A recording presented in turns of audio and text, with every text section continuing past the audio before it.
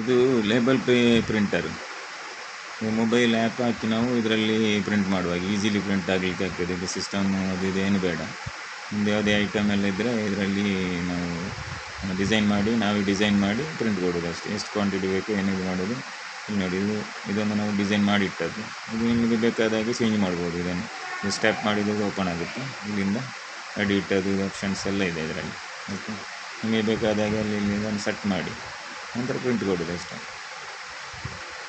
ನೋಡಿ, ಇದು ಪ್ರಿಂಟ್ ಕೊಟ್ಟು ಎಷ್ಟು ಕ್ವಾಂಟಿಟಿ ಬೇಕು, ನಂಬರ್ ಆಫ್ ಕ್ವಾಂಟಿಟೀಸ್ ಕೇಳ್ತದೆ. ಈಗ ಒಂದು 2 ಆದರೆ 2, 10 ಆದರೆ ಎಷ್ಟು ಬೇಕು ನೀವು ಅಷ್ಟು ಕೊಡ್ಬೋದು. ಇದು ಕೊಟ್ಟು ಇದರಲ್ಲಿ ಅದರದ್ದು ಡಿಸೈನ್ಸ್ ಇದೆಲ್ಲ ಮಾಡಲಿಕ್ಕೆ ಎಲ್ಲ ಆಪ್ಷನ್ಸ್ ಇದರಲ್ಲಿದೆ. ಜಸ್ಟ್ ಪ್ರಿಂಟ್ ಕೊಟ್ಟರೆ ಪ್ರಿಂಟ್ ಕೊಡೋದು. ಅದು ಫಸ್ಟ್ ನೀವು ಸೆಟ್ಟಿಂಗ್,